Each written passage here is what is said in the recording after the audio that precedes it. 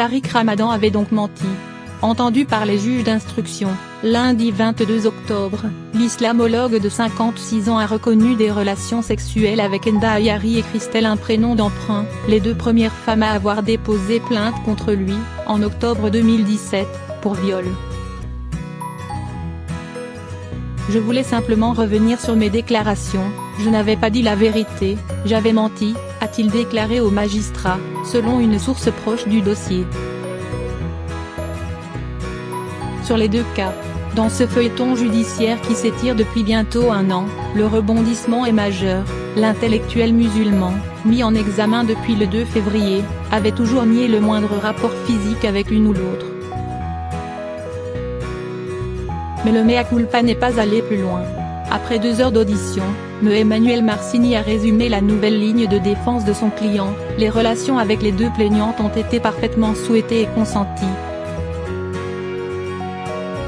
Sa parole est enfin libérée, et il en est soulagé, a assuré l'avocat dans le hall du nouveau palais de justice de Paris, devant une quinzaine de journalistes. La raison pour laquelle Tariq Ramadan a été contraint jusqu'à présent de ne pas reconnaître avoir eu des relations, a-t-il poursuivi, tient au fait que, depuis le départ, tant sur le plan médiatique qu'au cours de sa garde à vue, il a eu le sentiment que la conviction était acquise de ce qu'il était coupable des faits pour lesquels il était mis en examen, sans être en mesure de disposer des éléments matériels qui viennent récemment d'être versés au dossier. 399 SMS. Ce dernier retournement de situation résulte de la récente expertise informatique d'un ancien téléphone de Christelle, la plaignante qui l'accuse d'un viol lors de leur unique rencontre, le 9 octobre 2009 dans une chambre d'hôtel à Lyon.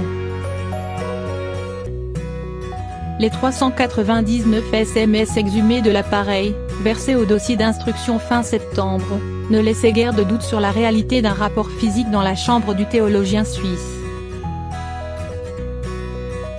Le 10 octobre 2009, Tariq Ramadan avait écrit à Christelle: en début de soirée, j'ai senti ta gêne. Désolé pour ma violence. J'ai aimé. Tu veux encore? Pas déçu? Puis, quelques heures plus tard, tu n'as pas aimé. Je suis désolé, Christelle. Désolé. De l'été à la fin de l'année 2009, tous deux se sont envoyés des messages à caractère sexuel, ainsi que des textos plus conflictuels. Mais l'exégèse de ces SMS, rendue ardue par le fait que seuls ceux de Tariq Ramadan sont horodatés et que certains échanges sont incomplets, suscite désormais des conclusions opposées entre les avocats des différentes parties. Si l'islamologue a désormais changé de version, son avocat adopte toujours un ton offensif, accusant les plaignantes de mentir. Il assure que les SMS démontrent que les deux plaignantes étaient consentantes. Quel crédit donner aux accusations de Christelle, alors qu'on retrouve un texto de sa part lui disant que si elle passait un mauvais moment elle serait partie, que la peau de M.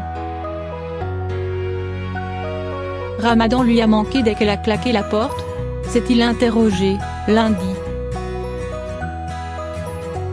Il a par ailleurs indiqué avoir versé au dossier de nouveaux SMS de Enda Ayari, prouvant selon lui une relation consentie. Éléments matériels accablants. L'avocat de Monsieur Ramadan ment, comme son client a menti et sali les plaignantes pendant 11 mois, a réagi Éric Morin, l'avocat de Christelle.